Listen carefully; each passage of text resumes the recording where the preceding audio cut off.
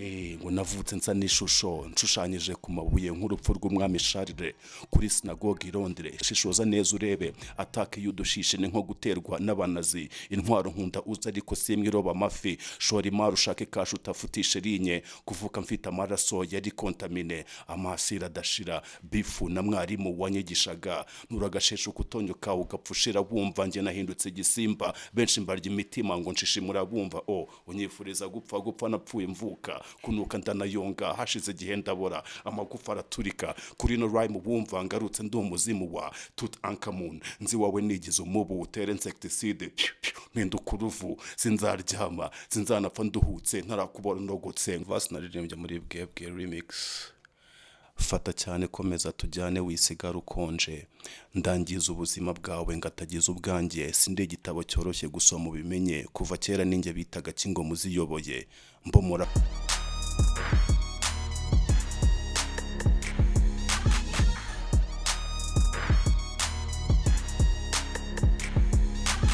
Hello beautiful people, welcome and welcome back to UPTREND TV shows. Nizere ko umeze neza nanjye meze neza cyane. It's your girl Malaika uri kubasuhuza. Uyu munsi we are back with another lit video for you, UPTREND podcast. Uyu munsi, guess who I am here with? Bamwita uyu munsi nicaranye na papa mukubwa P nkuru Kapiro P the great. Make some noise. Yeah. Yo. Kamere yanjye iranzirananiye gupfa mfurwo napfuye namize benshi. Gustave abanjye muri rifungo n'isasi impu zabo. Les éléments de preuve amazi y'imahitanuka munsi y'igitanda kwa nyoko. Niri nkoto yifashe ku munwa. Twamenye ubwenge abantu bica abandi. Umubiri n'isasi ufata rimwe fata irindi. Ngisazi yasomeje amasibura ati biduhuje nibi. Undyoshye ungambanira unsoma kwita mu ndigatisha karimi. Injection mu mitsi kwa kabinsaba kwiba. Nari wa mwana utabwirwa nyuma nza kwica inyoni taribwa rutwa nitaravutse. Fight the pressure pusha ganje ubone paper. Yo, that's Kapiro P the great. Kapiro P the great. Yeah. What's up my big bro? Good. Umeze neza? Yeah, ni fresh too. Nishimiye cyane kukwakira muri UPTREND podcast. I appreciate that. Wari waranyanze deruka mwaka ushize twadukumburanye. Yeah, byatari. Kuki se wari waranyanze? Sa ni ibintu by'amaflow n'iki urumva. Nari ndi busy ndi kuri recording album. So urumva hagatanga ngomba kuba nguhubutse mu kuntu tu.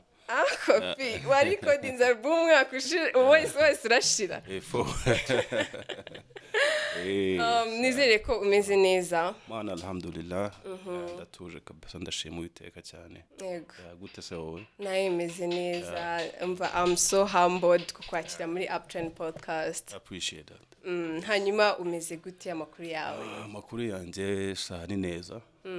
Urebye amakuru ni fresh nasubiye nyine stu. Ndimo ndarangiza album yanjye. Yeah, which means no kuvuga ngo hari ya mbere nakozeho. Yego. Flopping itaranasohoka. Nta ndirimbo nimwe dushize hanze. So haje mu nubwo bazo bwa urumva ni ball nari naratangiye muri covid urumva ceme igihe. Yego. So ubwo rero haza ibintu nyine by'ama studio hari ukunine studio bayimura. Cyangwa se aho bakoreraga bari kugwa support ya support gasa nk'ihagaze. Yego. So byose byagiye byafecta cyane nyine project zanjye. So ubwo biba ngombwa ko rero biriya byose nari naratangiye mbere ndekana nabyo. Yewe mpindura nati nuzana album title night. Byose ibintu byose warabihinduye wongera utangira bushyashya. Kandi urumva nari imaze kuri ibyo ni akazi kenshi. Nari imaze kuri recording almost nk'indirimbo zitari munsi ya 18 3 gutyo. So kongera ugatangira zero, so c'est pas facile. Yeah, true. It's not easy. Okay, ubu nyine album cyashya irahari tuyitegure. Urumva ndimo ndi gushyiramo imbaraga kuri album ya TG. Yego. So TG ifite album nayo iri ready.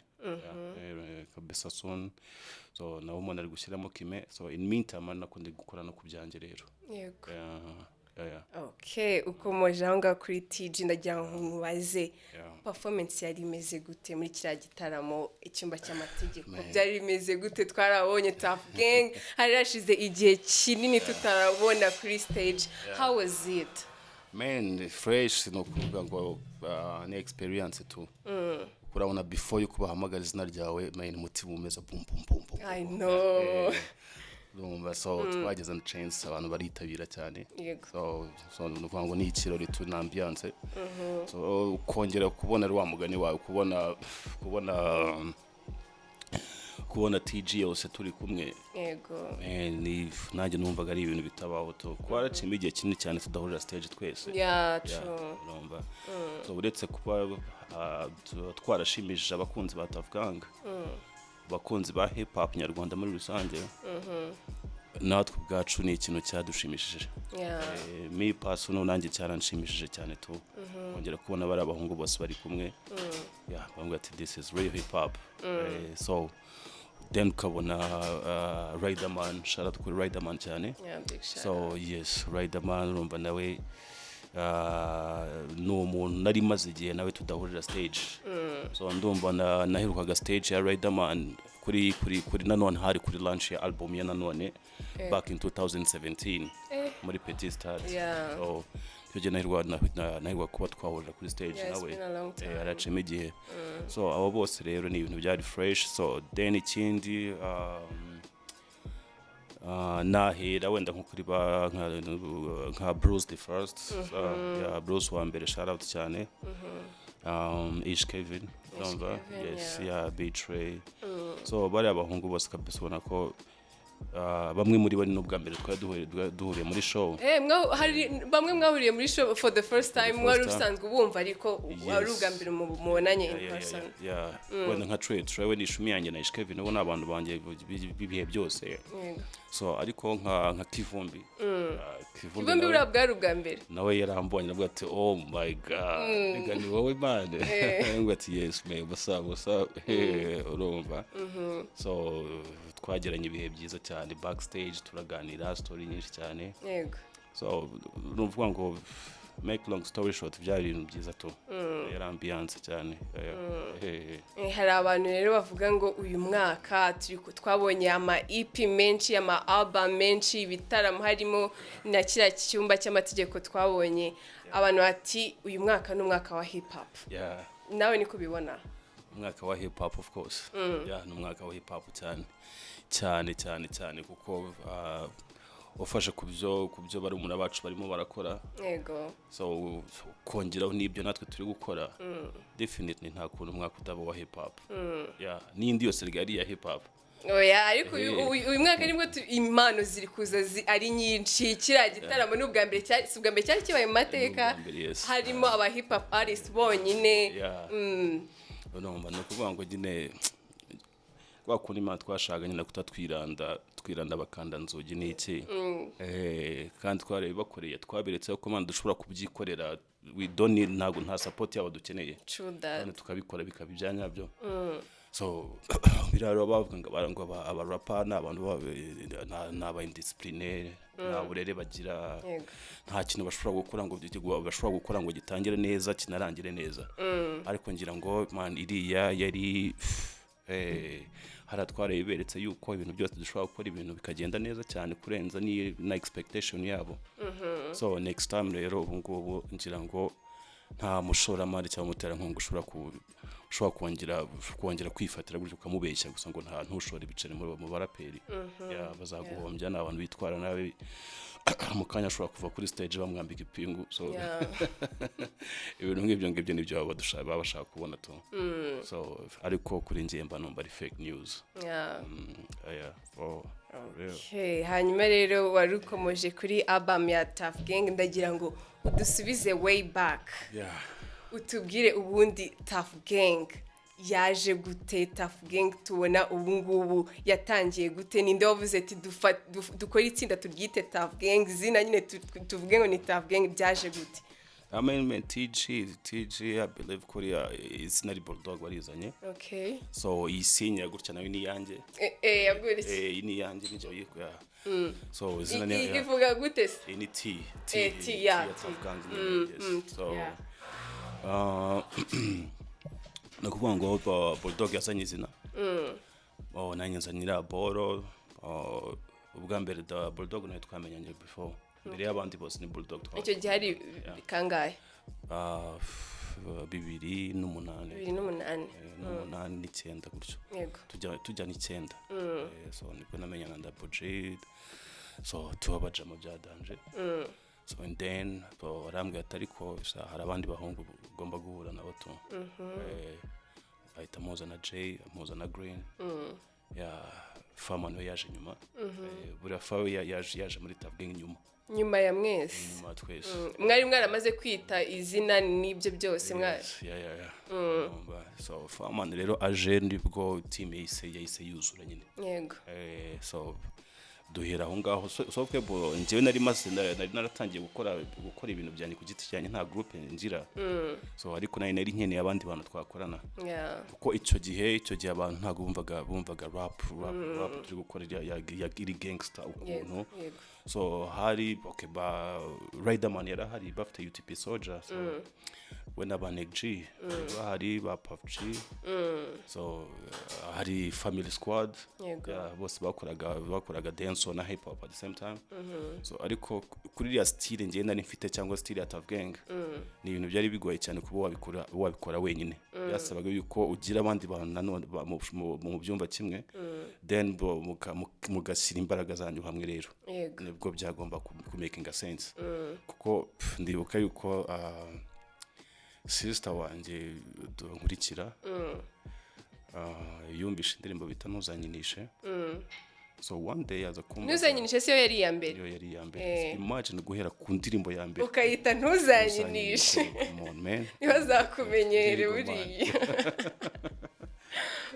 so my sister she was like man umva nshaka tuganira kuna yari umunyamakuru yakoraga kuri RBA so barambwira ati indirimbo numvishe bita ntuzanyinishe mbwiza ukuri ni wowe ni ibiki biriye kubambwiye ko ari wowe kandi turabana mu nzu mbwiza ukuri ni wowe ndambwiye sister ni njyewe tu ngo ntabwo byumvikana ntabwo ibintu byumvikana rwose ati none se ko numvishe mana harimo ibintu byadanje birenze uba warakaye kandi homo nta kibazo nsari ikibazo dufitanye ari beef nta beef none se bira bintu ko wowe isurakara cyane ukabigira big deal urumva byaturutse hehe ben no ndamwe aturi an inspiration ya hip hop atoke ibyo birarangira and then nza guhura n'umuntu bita Miss Jojo shout out cyane kuri Miss Jojo so we ubwe nawe yarambwiye ati bite ni fresh ubwo umujama wanjye turi kumwe bitara Makweli shout out kuri Makweli he introduced me to her yego oh this is my cousin yabaga hanze bita FLA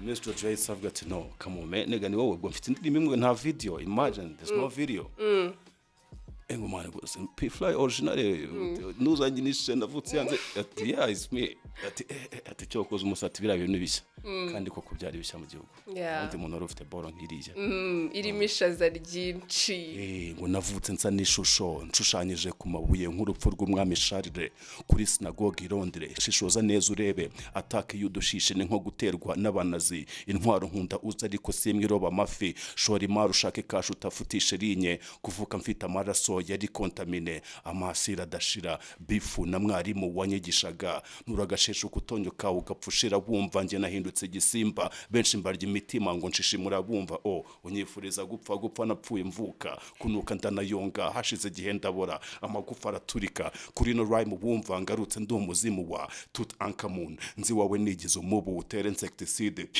mpinduka uruvu sinzaryama sinzanapfa nduhutse ntarakubora ndogotse ngusuke uburiro usumba yindi yose nega nitavure hoze bitch niggas akangubaza ikibazo iyo ndirimbo wagiye kuyandika uri muri state meze gute boromba nari mfite mu ikintu cya gisa nko kwiheba tu kurumva nari maze kuba deported kuntu bari bamaze kundiportinga hanze so kurumva hari ikintu cyo kwiheba harimo ikintu so kubona nyine ubuzima tu ari fake cyane nkumva ibintu byose ndabyanze tu so urumva in meantime kugira ngo ntanapanje kanajya kwikinira basket tu ariko nkabona basket ntago ihagije so urumva na consumer rap cyane numva umuziki wa rap cyane kuri level hejuru nko kuri nka 90%. Ako nabyo nkumva ntabwo hari ikintu ndi kubura. Nibwo natangiye kwandika rero lyrics. Yego. So nangiye kwandika lyrics ntabwo nzi ko nzabanza mu rap actually. Wapi ntabwo nari mbifite muri plan muri plot zanjye kabisa. Byaraje gutyo gusa. Na plan nari mfite gukora music nayo. Ndarinze ko nzashaka job bisanzwe nari mfite plan yo kubona asubira ku ishuri nkarangiza kwiga. Ya kurumva na ibyo ngibyo byarangira nashobora kwigira ubucoach nari gukinaho gatoya then nkajya kwigira ubucoach. Ubu ngubu uri umucoach ukomeye byatari. Ubu nari kuba ndi muri za patriote ndi coach wa danje. Kara nafashwe so ariko in meantime rero ntangiye kwandika lyrics nibwo one day nandi kumwe ya nuri muvandimwe ni Ramakwele bari after studio bita TFP. Yego. Bivuze the future production. So TFP sinzi ukuntu one day ba MC Mahoni Bon n'abandi batipe b'abaraperi benshi bo mbere byose. Yego. Turi kuri studio noneho duhagaze hano turi hanze mu mafege n'iki. Mani bakubita batangira gutanga imirongo. None ngiye bangezeho ndavuga ati se usanga mane wallahi ngo ntabwo aturaburiza na tezamo ati dutemo mane. Ubwo nari mfite verse imwe yonyine gusa niyo nahise mbatamo verse imwe yo kuri ntuzanyinisha. Yego. Ariyo yirani aricyo gitero cya mbere nyine no verse ya mbere yayo cyo kuri ntuzanyinisha. Niyo nahise wari yanditse deja uretse ndumva nari maze kwandika nka verse nk'ebyiri. Ya ziri andirimbo nyine nari maze kwandika verse nk'ebyiri niba atari imwe gusa ahubwo nari mfite. Yego. Bambanye batayemo mbona maniga arambwira ati no nega none se VP bimeze bite. Sibahise bagutinya ngo umwana afite ishaza ryinshi. Ya kuko baririmbaga mani ibintu biri simple cyane. Ngo yo man umva ngo check ngo baranzi umwana wo mu Kiryogo mu Kinyambo mfite amagambo aryoshye yikaraga nka vandrateri kamo. So I'm like man okay nkumva ni ibintu biri funny too. Ko ni byiza to roba. So no ngiye mbatayemo ball itamva mani ball yangira serious queen level. Urumva. So kugira ngo mbe mwiza that's not the one. The one agenda nari naje gushika umwere feza ubwatsi ndebye hasi imari dore ngiyi irahari no question aranze muri camouflage mechicupa nturida ama enemies plan y'imitunga abana twipeveye kare kate kona moto ya mahida afite honi inkuru yanjye baheruka ngo bamuhaye 7 ntiswera ibyo bihuha nje wa kera si mabuka ubunga ndagemura Dr Kayijuka unsange kwa mayaka Raibane munsi ipoto umuzigo ndi nawo zireke gutesha urubyiruko babeshyera mubwo crack ya rubwoko 94 indwara z'ibyorezo. Urumva mbe ntangiye kujya ndi kujya deep cyane no muri stories zo muri ho drugs urumva some gangster shit urumva. So I believe ko ndi mu bantu ba mbere batangiye kuririmba ibintu bimeze gutyo rero. Yego. So batavuga ati rero ibintu byo munega biri serious cyane.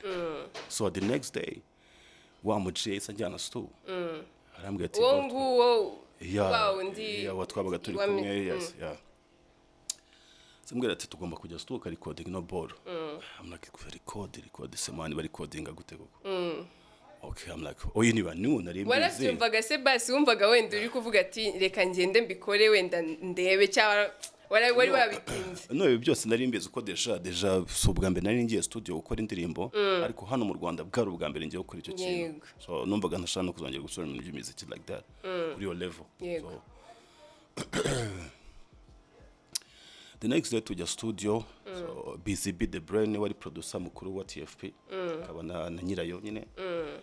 So ankorera beats indirimbo dutangira guturecordinga verse ya mbere n'iya kabiri itanandike n'iya gatatu indirimbo basubira baye.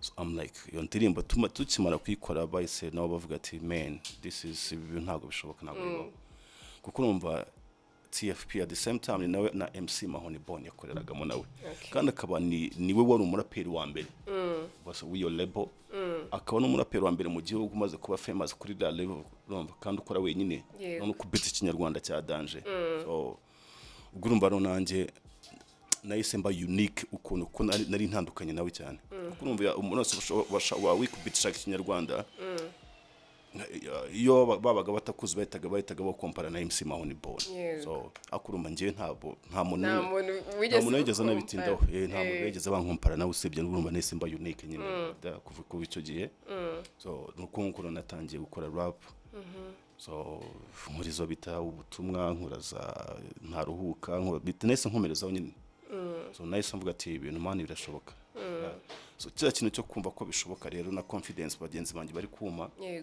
bari gutuma ngira so byahise bingira nyine even more serious cyane so aho nko rero na BWE so Bulldog nawe n'undi mu gangster nawe wanyemeje cyane at the time so ndavuga ko duhura bwa mbere nyine nega rap ntabyo kubeza story we banzura pe man ibindi bizajyuma wanze twumve Ndibuka ko mwana gangster yankubitiye verse nk'ibihumbi 5 verse zitarangira afite verse ishobora kumara nk'amasaha nk'atanu kandi ushobora kugira rwamagana uswazi wari ukagaruka ushobora kugenda nigaji flowing man wagenda ukagaruka kirapa shanda gwatumureka ko nanyemesha ari bisco wahise ubwo wumva utinye muravuga nahise mpaba byadaje nahise mpaba ndavuga ati cyokoze mwana umva ko nigenje nanzi ko ari njye ngiye nyine ubu ngugiye kubahabya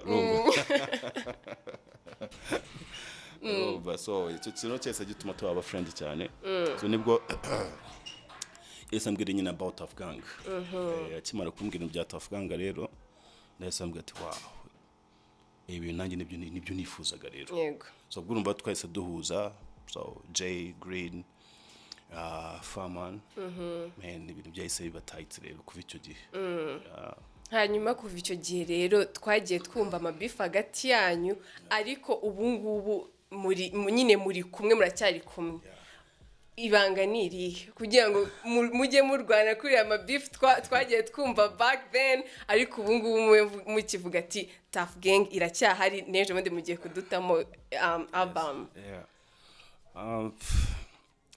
urabona kugerana amabifu uriya ntabwo urabona nk'abana bavindimwe abizi ko bakunda kugerana n'ubwo bifu kurwana bavuze iki dushobora gupfa watch dushobora kwisitereka ngana uko tuyitera uko tukomeza mukanya tukaza gukomana tunikiwe abantwariye watch so ariko iyo mu bintu bibaye seriye nibwo tubona nyine abavandimwe nyine cyari cyo so ubu beef aya mabifu yose muri irengageza ahubwo mukareba ikintu kiri seriye none mugiye kubahuza so urumva believe ko natwe uko byagenze so kuba twagirana amabifu tukadisingana tugakora indirimbo zidisingana so nta byari birenze cyane kuko urabizi ko nta nduriye ubusa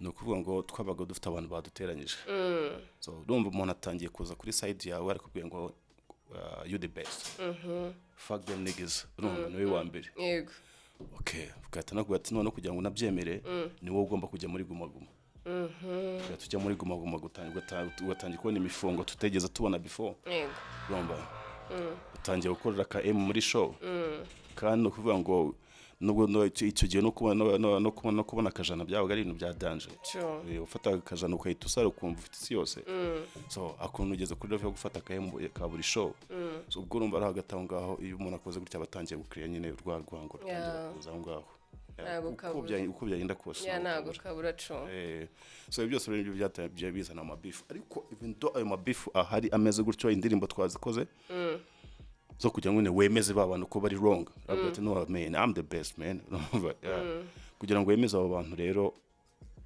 ibyo byose byarabaga ari kugasanga Jay Paul avuye muri gumaguma avuye mu road show ariko ageze aho daravuze ati fago njya kureba P kandi nubwo bazo izo ndirimbo zirahari urazumva ariko inyuma muvugana against akubwira ati umva nese ntago basi mwahuraga ngo mumbaza yengo semana iriya ndirimbo ibyo nta nubwo trust me ibyo ngibyo nta nubwo twashoboraga no kubiganiraho wapi byo kuvuga ngo umwana gwankorenga indirimbo uri kundisiga wapi mu biganiro twagiranaga byazaga gake cyane mu buzima bishoboka So gangster ashobora kweta guhamagara gute man ngiye wana nibera hana tukwa kwa mujama wansange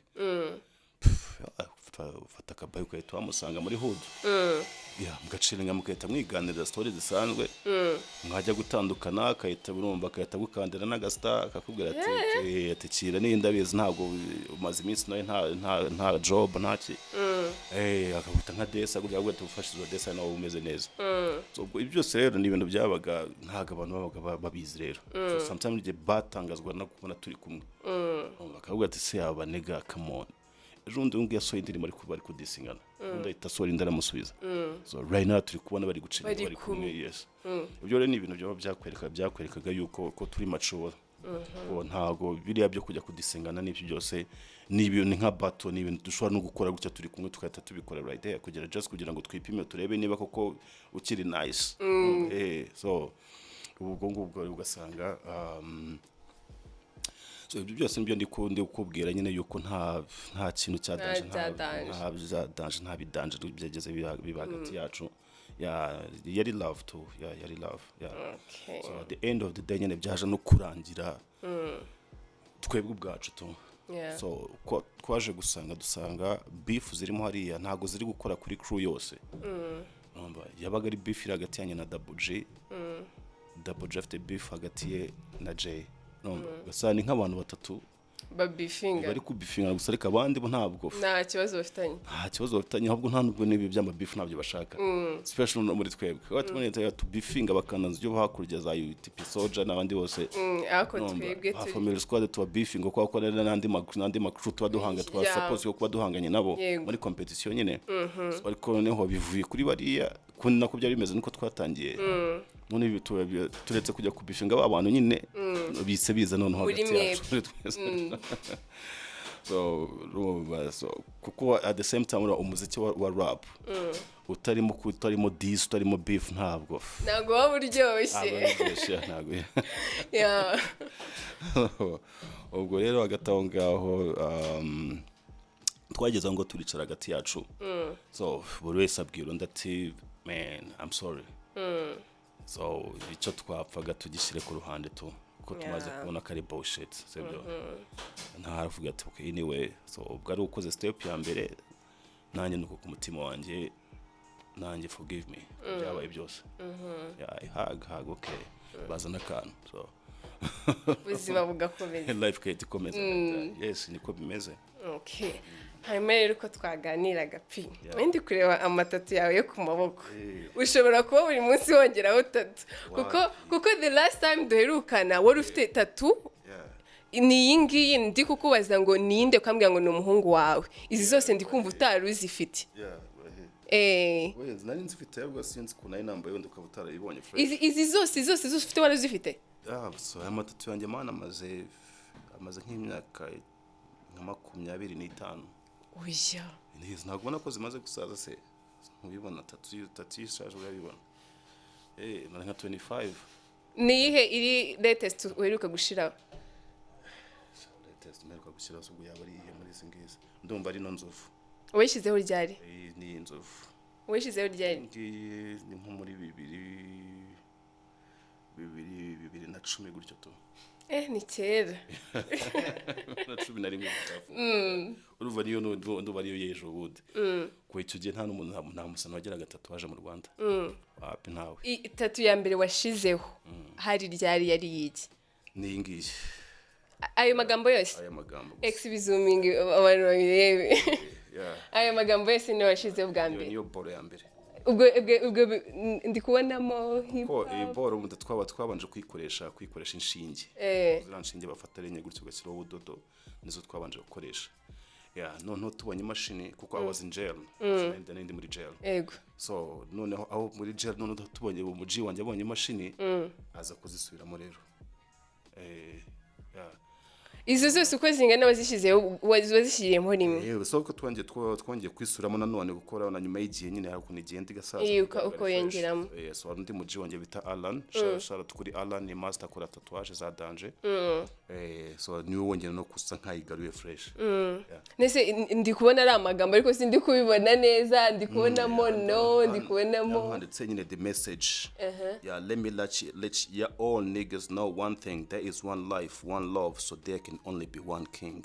Yeah, one life, one love, one life, one love, so there can only be one king. Okay. Yeah, kuko without one life, one love, nta kuntu twagira na king umwe. Fuko twese tugira life imeze kimwe tu. Hakagira umwe. Then tukagira na supreme leader kabisa kuko nuvuga ngo warantaye cyane nta kuntu nakwiyumvamo. Uri rich cyane ngende poor byadanje biragoye kugira ngo ngiye nkwibone moto ngiramo ama levels abatandukanye cyane cyo bisa ni handi usanga umuntu anagukwepa cyaka gutinya waramuhabije byadanje ariko no kuvuga ngo man uriye nanjye nkarya it's okay aho ngo twabasha kubyumva kimwe muri kuri line imwe. Yes. Okay. Hanyuma rero ndagira ngo utubwire kuri experience ya Dubai. How was it? Byari bimeze gute? Nubwo mbere ugiyeyo? Dubai nubwo mbere ngiye. Okay, byari bimeze gute rero? Especially muri ira side nyine nubwo mbere ngiye muto. Okay. Byari bimeze gute rero? Byari fresh banyakiriye neza cyane. Nageze airport, saga airport yose iruzuye. Buri sera hari habaye abanyarwanda benshi buriye? Byatari. Okay. Afite community nini cyane. Abanyarwanda, abarundi, abanyakenya, abagande. So urumva ro nabantu nka East Africa nyine. So East Africa nyine yose urabyumva nyine nabantu ba boss abaziranye. Yego. Hafi ya boss abaziranye. So ubwo rero habaye nka show urumva nagahezo ubwo ndavuga ngo baratse abasaza babonye agahezo ku munsi to so urumva rero bose bari batakayemo bango umwana ukuri airport ko nta bag nari mfite ibintu byari biriye nta bag ninga nari mfite nta kintu kimwe wajyanye kugira ngo ngena nakwemeza nafashe nakabike to don't tell me nafuyeho mutondo ndi bossa mpita nshyiramo timba mpita kuri street mfata akabike as long as ufite ibyangombwa byanjye passport angire hari nta bantu se basi bagwerekeje ko akunda abantu iyo bagiye kujyanze umuntu aberekeza kuri airport wapi ngiye nese nifatira nakabike mpita ngapare kuri airport fresh baranga kubita tuke zanjye bitarinjira muri airport none bambonye muri airport hano iwacu abasaza nabo barandebye bagati no pi umva gatoya none se bari baziko nibeshye wenda ko nayobye location ngo no se bimeze bitumusa none se ugiyeza ndabwo tabasangiyeho ngo ndakomeje tu none se nta bag nta abantu muri kumwe rero uretse ndabwo ati yes man no se ngiye wese nihagije tu nziranye ndiyagije biratangaje bro ibyo nyine byose ko mbifite so once they got ibyo passport yanjye but checking nibwo basabona ko ngiye Dubai nyine muri show ntabwo byumvikana nose ni gutu travel nta bag nta by yourself like this ntabwo ati nibisaba nose aho ngiye nta cyangwe bagira se genda nikoreye imyenda ibikece bicyuka kandi hari bikuvunani nahari no bagira stamp za danje ntabwo tuzibarusha byo nyine nzabigurira YouTube yego no toke cool niba ngeze na Dubai rero the same question nanone umwarabona yahise ambwira ati wowe mba wicaye hariya ntago yatungenda ntago asoka muri airport gusa tutarangizanyije neza ba wicaye hariya imana hamaze nk'amasaha 5 abantu bambuze man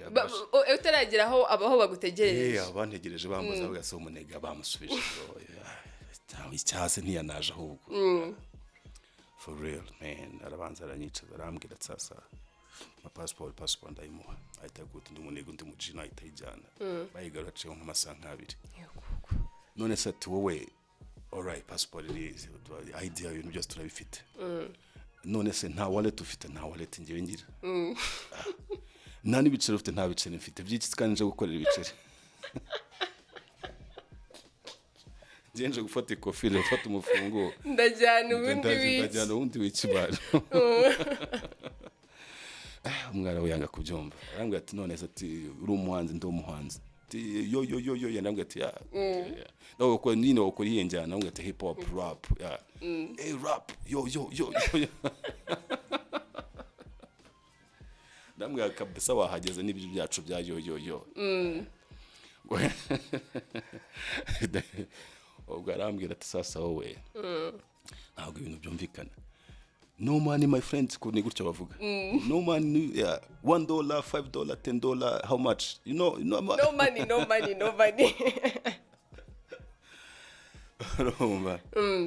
Ngo hape ntabwo ibintu biri kumvikana. Unakona umuntu none se ubwo ngubwo nambaye t-shirt ya black na jacket. Noneho arareba abona nta shenete nambaye nta kintu cyangwa cyadanje mfite kandi ubumenyi bw'Abanyamerika abo bazi ko nyine bafite amachain iyo bageze ari airport bafite amachain bangana gutya bafite nk'abantu igihumbi baba bagejeje n'ababodyguard badanje ako ngiye yabonaga ndi nk'imbobo bakabatse imana no munega umega ashobora kuba ari n'umukriminal ntiwaga man hari ikiboro baranjye batancisha mu kiboro man ikiboro gifata DNA gifata gusikana gifata hafi ibintu byose bishoboka hafi ibintu byose bishoboka turangizanyije nibwo yasambwira ati sasa ahitamo abandi banega babiri nyine ariko bose baba ari abapopo ariko bambaye civil tuzaca y'amakanzu yabo baramperekeza none ati sasa batambwira ati my friends you no clothes yeah. I'm got money clothes is there not there if you have clothes here at your airports it's okay if I get money I will buy.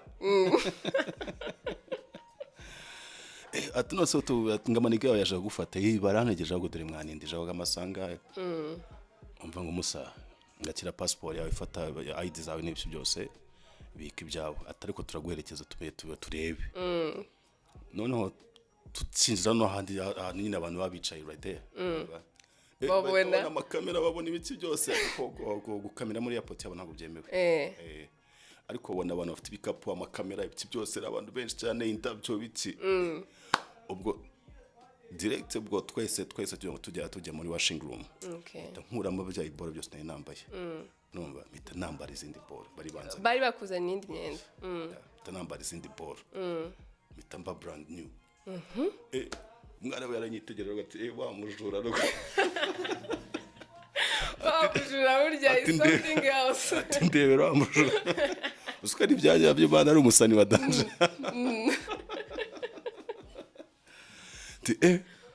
bagiye kubana na cortege amamodoka ama Range Rover urumva ama V8 ya danje bagiye kubana ngo nahaje boro nk'umunani bari zinegereje ziri hariya believe ko n'umwana bashobora kuba ati yes ni ibyanyabyo wa muniga urya rakazi no cyararenze so ruba ukara gaciye mu gine so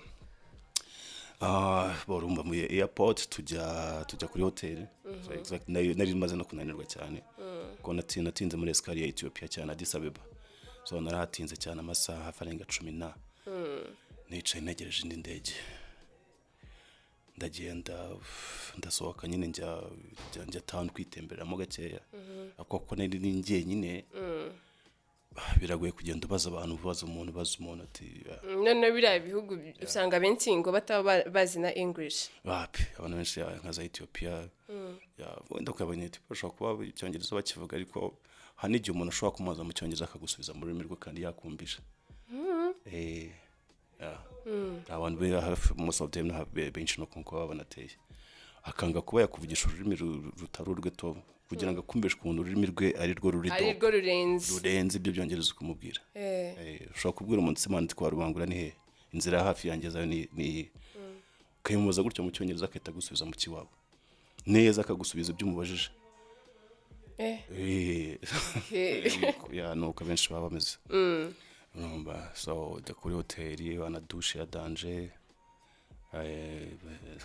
nakuvuga ngo nayo mfite n'umusatsi uri kunjya byanwa ibiki nta time yo kujya kurya imicongo nayo nabonye so wese wamagana mu baba nyine arahita binkorera ngo muri room ya ndoga niki then get something to eat before you ko bashango tujye kwikaraga ngo town ngo banyereke town ngo danger n'ibiki so ndavuga tabasa reka ngiye mbanze mfata amasaha kabisa nkangaye ngiye mbanze mfatira wenda naniwe bya danger mpita ngafunga gutyo. The next day mu gitondo tujya gukora sound check, so muri iyo club anakubitiye. Gusa ikintu cyanangaje cyane nako cyanyemeje kuri level hejuru ni sound baba bafite nko muri club nziza cyane nini ishobora ku imeze neza tunabura byumva n'izindi nanjye indi level, ariko nk'ikintu bita sound baba bahagaze ushobora gukora playback ukagira ngo nuvuga ngo kuri playback ubwo urakora abantu ukagira ngo urimo urakora nka live cyangwa kuko bafite sounds ya danger kuri level hejuru. Numva baravuga ati wow, no kuvuga ikintu cya mbere undi ku umuhanzi man ufite umaze kugera kuri level yanjye, ufite ibihangano byinshi, ufite nyine ufite abantu burya nubwo utanyishyura nubwo wambwira ko unkujeho to no big deal, ariko wampaye sound ya danger. Wakoze ibintu nawe ubwakumva nyine birakunyuze tu. Sound check ya mu gitondo, wow, no kuvuga ngo nahise nkubita muri sound check ntabwo ari ngombwa ko kubita indirimbo zose wapanze, ariko njyewe nahise nuvuga ngo abantu twari turi muri icyo gitondo muri club nibo babonye show ya danger irenze. Muri sound check nibo babonye show ya danger irenze. Harimo abantu benshi subwo. Nyine mu gitondo kare mu gitondo nta kazi kaba karimo, bafungura nijoro. Ndavuga abajama banjye nyine abantu bose twari turi kumwe nibo babonye ikirori cya bien, kuko nahise urumva nahise nahere kuri intro ku ndirimbo ya mbere. Ndumva nafite indirimbo zigeze nko muri 20 nagomba kubakorera zose, nahise nzikorera aho ngaho muri icyo gitondo. Paka n'umukirira bwa ati nega bari nose show yose ko tuyirangije. Gusa yari yabuje abantu bafite amafone kamera. Kwa bizo umuntu afata akabora agataga posting yarabuje abantu gutya. So bitangira gutyo tuva muri sound check tuhita tujya gutembera. Tujya kwikaraga njya kureba amayaci ibiki byose. Wow. So ariko ngiye nta kintu kintangaza cyane kuko I've been there before. So nabaye hanze. So niyo mpamvu urumva no kuvuga ngo nafata akabike nkigira airport without even n'amabaga. Kuri njye se byadanje kuko nari nsanzwe ndi umuntu ukunda kugenda cyane. Ingendo z'ama airports indege n'ibindi nari menyereye cyane. So kurumva rero ibyo ndi kubona ibyinshi ntago byabaga biri kumpabya. Ariko haraho nageze ndemera. Haraho bangejeje ndemera ndagati. Ni ikihe kintu gitangaje cyane wabonye muri Dubai koga? Ni building ya bita Burj Khalifa. Ni building irenze kanze nkwereke. Nuvuga ngo ni inyubako nawe uhagarara imbere gutyo uri kwireba.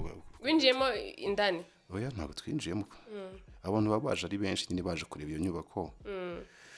So kwinjiramo imbere ntabwo no kuvuga ngo ushobora kugira ushatse wajyayo.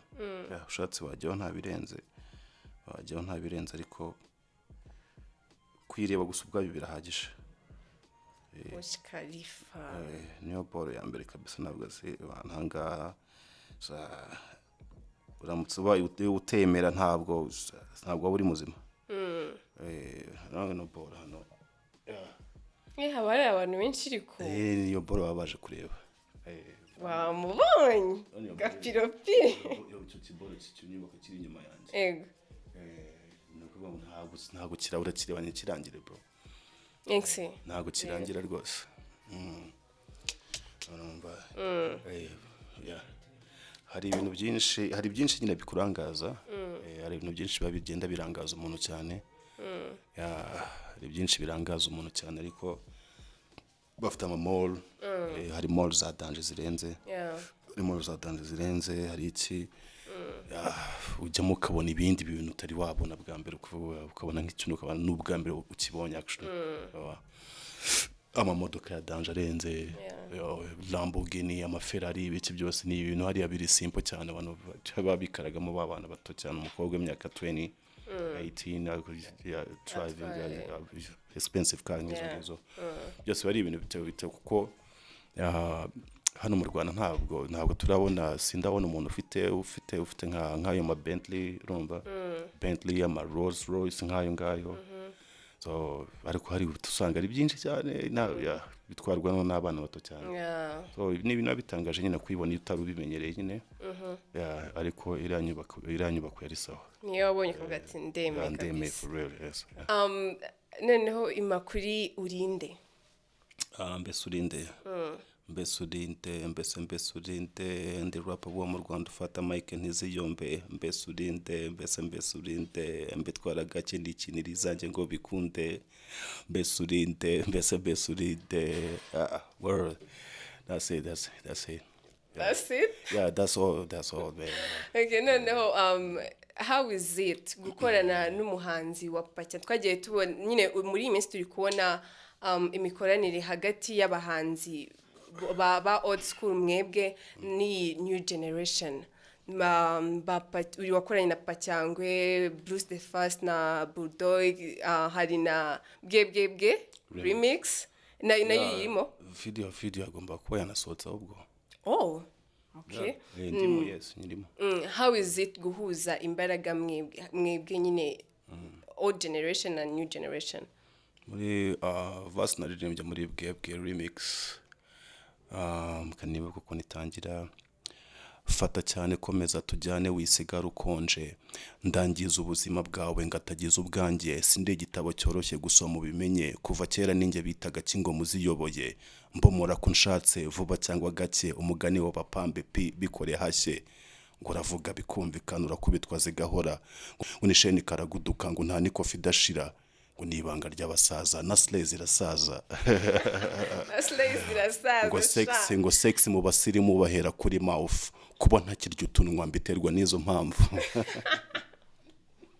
okay yeah for real yes twarashootinze video barikoze numvaga Bruce ari kumbwira ko yagakwiye kuba yarasohotse yesterday cyangwa uyu munsi masaha wenda y'ijoro yuko ari dropping video okay irimo abantu benshi kivumbi how is it rero gukorana mwebwe na new generation biba bimeze gute man it is what it is gusa ko ni fresh man ni fresh no kuvuga ngo ugira motivation to ya danger ugira motivation ya danger so fuck ni nko gukorana nyine na young brother urumva gukorana na petit frère wawe so ari ibintu bishimishije cyane urumva so no kuvuga ngo hari ukuntu nawe hari imbaraga runaka umuha nawe hariza guha nawe za danger urumva uko uhita ati uko byagenda kose uko he look up to you sibyo so urumva rero nawe ubwo no kuvuga ngo hari izindi kimina abari kukongera nyine nka young bro urumva yes bari ibintu byiza cyane to okay ugiye kumbwira aba rappers batanu ba new generation ubona bari kubikora neza nka batanu yes baturebe nahera nko kuri King Kivumbi yes nahera Kivumbi King Bruce wa mbere yes Bruce wa mbere Racine yes fata Racine ni batatu right ni batatu both Ish Kevin my brother right there go ndi umufana wa Danger na Trey ngaho kabisa true hanyuma rero mu biganiro byacu araka segment ugira kitwa byari crazy aho umuntu twatumiye atujyana back then akatubwira nka story ikintu cyamubayeho ajya yibuka akavuga ati ibintu byari crazy kabisa ushize nganira na Green yane stories z'ukuntu aya nakunabanza umbwira ibyawe oya namo wembwira ngo story ka yambwiye ukuntu ngo kera ngo mwajyaga hari aka restaurant mwajyagamo noneho yambwiye udustory tubiri akambere nukuntu mwasinze mufite show nimba ari Musanze noneho ngo mukajye no bikuza neza twagiye nambwira byari crazy yawe ibintu by'ubivuga hagati byari crazy kabisa yese karisi yose ibintu byari crazy ubuzima bwose byabaye crazy yani life yanjye yose yabaye crazy cyane gusa ubu mbona tunahera he koko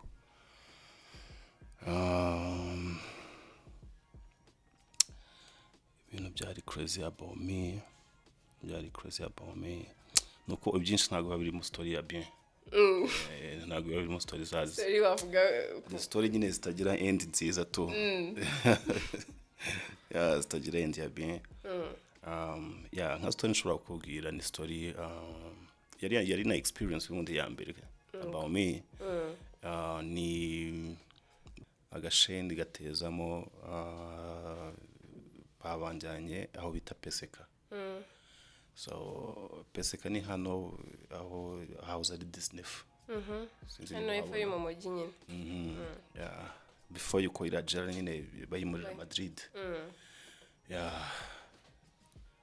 nukuvuga ngo ikintu cya mbere cyane n'ubwa mbere n'ubundi bwo naringiye mu isheni ya leta mu isheni ya leta ngiye gufunga nyine nakatiwe n'urukiko za procedure nyine zose ucamo kandi ugeneye muri correctional facility ya leta nyine so n'ubyo yari experience ya mbere byari bibaye so ntabwo nayenze ngo what to expect numva so uri n'umusitari none so none icyo gihe nafite n'ibibazo byinshi cyane narwaye narwaye meze nabi cyane ndibuka ko tuhagera bakimara kudukura muri cable numva pingo amaze kurikuraho ngiri wo winjiye nyine bawinjiye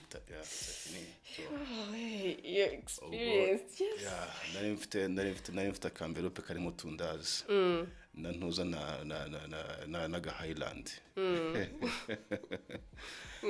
urumva na book nari mfite na books ebyiri so kuko in meantime no kuvuga ngo mail cyangwa sister yo bazakundeba turi muri brigade no kuvuga ngo banzaniraga igitabo cyo gusoma nicyo kintu cyonyine numvaga cya yes ubwo ngubwo rero icyagira abakoyi bose nambaye n'udukama mbere twaho moja n'agakiro tukuntu abakoyi bose ati rebera wa mujura kapiro w'ibyose baramuzanye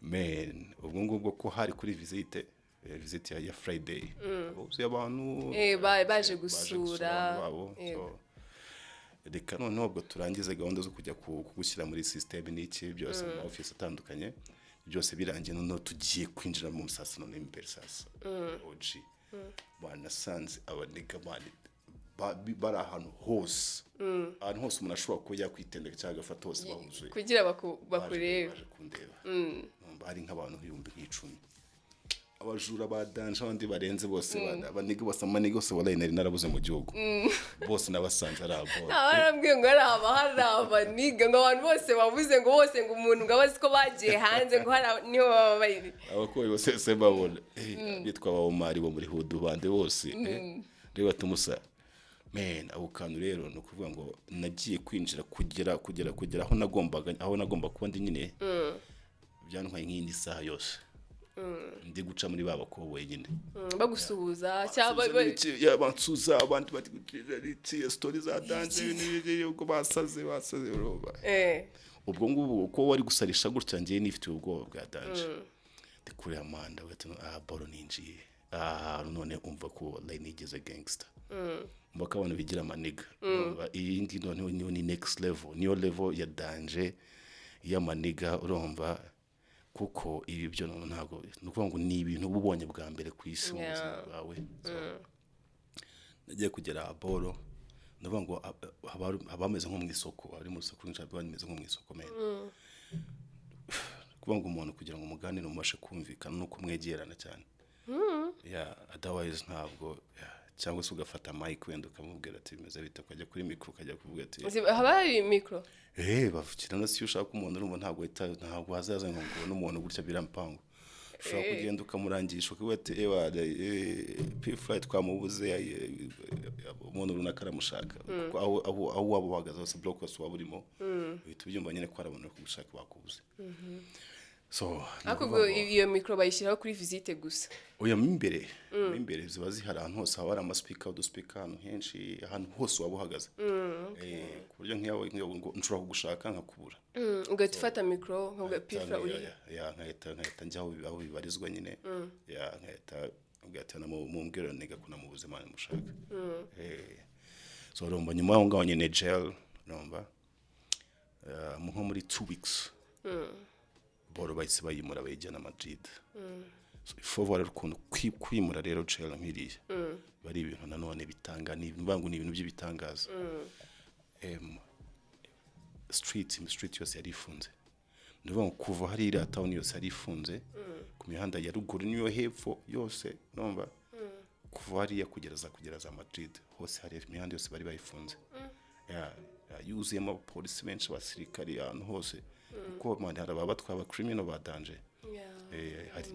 Harimo abeti baba barebye udufone abapeti baba barakoze iki ariko harimo n'abandi bakoze abo ngabo bo n'udupeti n'iki ariko harimo abandi banegamane baba barakoze ibiboro birenze kandi leta idashobora ku affordinga kuba yabura umuntu nk'ungu.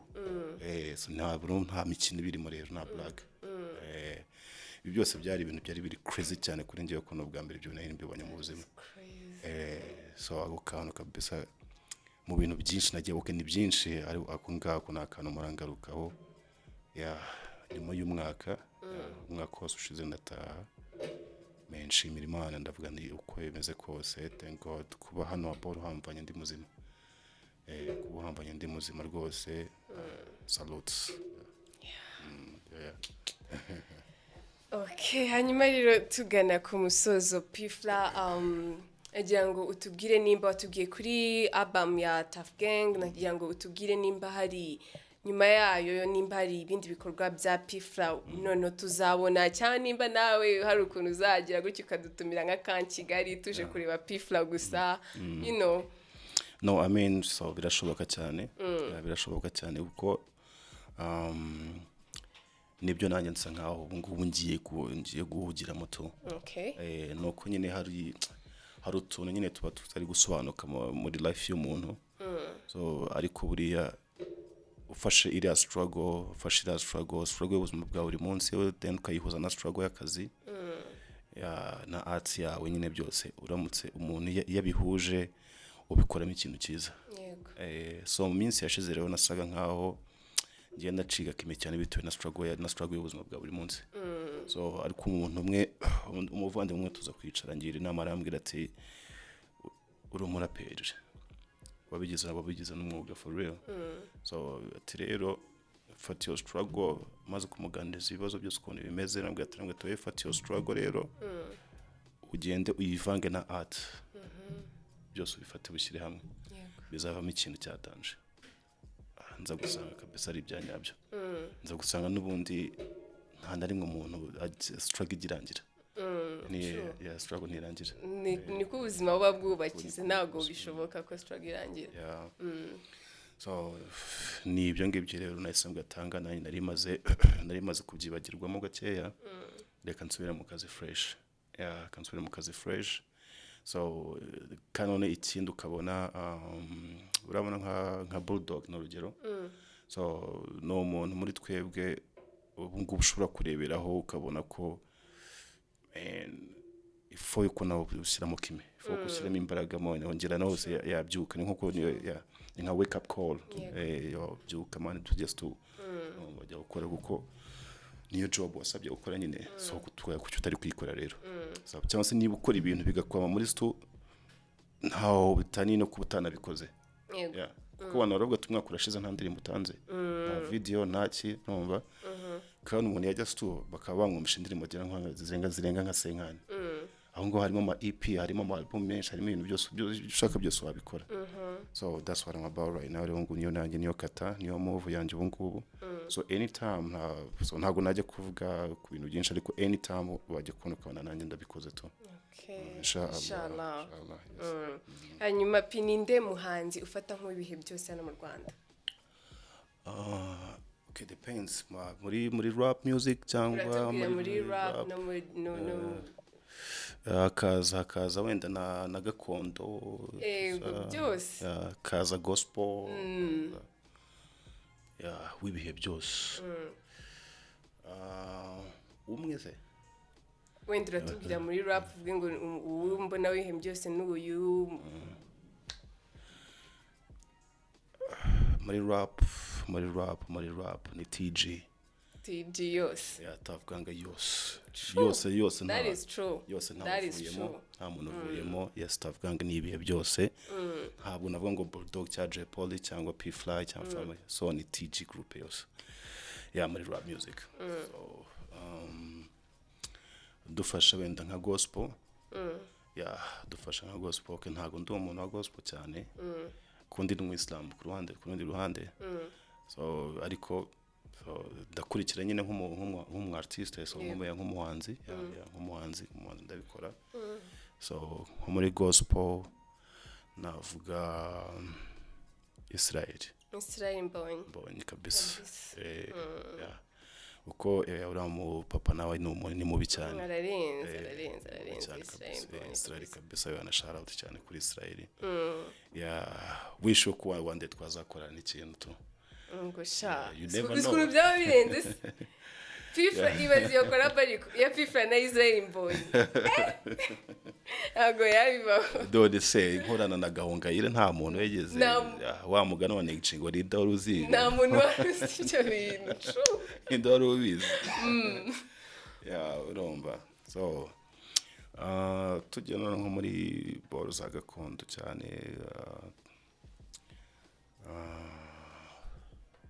tuboke ntago ari gakondo gusa ukuntu ubwo music nyine nyarwanda itari rap cyangwa itari ntuza R&B urumva so kumasani dufite kugeza umunsi wa none navuga Cecile Cecile kabisa Cecile Kayirebwa kuri njyana ibihe byose cyane okay hanyuma muri abakora injyana zisanzwe rero zisanzwe tugiye muri R&B yaba papa bandi musani kuri njyewe mfata nk'ibihe byose w'icyitegererezo navuga The Ben kabisa yes. Yeah. Okay, hanyuma rero P-Fla ndagira ngo mfate uyu mwanya ngushimire cyane kuba witabiriye ubutumire bwacu. It's a great pleasure kabisa ko kwakira bya danger wakoze cyane kuba wanye natwe. Nawe urakoze cyane kabisa, thank you for having me. Hanyuma rero nawe udukurikiye wakoze cyane kuba wanye natwe, twari turi kumwe na Kapiro P the Great hamwe nanjye Malaika. Hanyuma ibiganiro byacu ama podcast yacu nakagaruka nimba utarakora subscribe kuri UPTREND TV yikore kandi like uduhereze comment, hanyuma nawe utama muri kumwe nanjye Malaika. Bye.